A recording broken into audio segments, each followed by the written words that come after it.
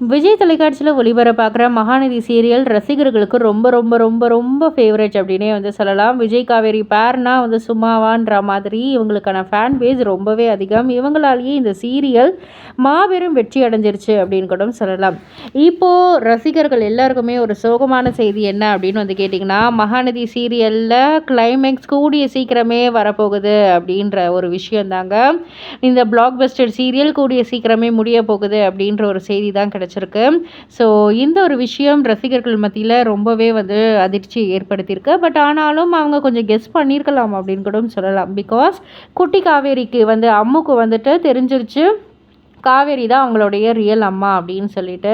So அதனால் வந்துட்டு எவ்வளோ சீக்கிரம் முடிக்கணுமோ அவ்வளோ சீக்கிரம் முடிக்கிற மாதிரி தான் வந்து பார்ப்பாங்க. பட் ஆனால் நம்ம இப்போ முந்திரி கொட்டை காவேரிக்கு வந்துட்டு கேஷ்யூ காவேரிக்கு தான் இன்னமும் வந்து நினைவே திரும்பலையே, அப்புறம் எப்படி அப்படின்ற ஒரு கேள்விக்குறியும் இருக்குது. அதுக்குள்ளே எப்படி வந்து சீக்கிரம் முடிப்பாங்கன்னு சொல்லிட்டு பொறுத்திருந்து பார்ப்போம். கதைக்களம் எந்த அளவுக்கு நகர்ந்து போகுது அப்படின்றத.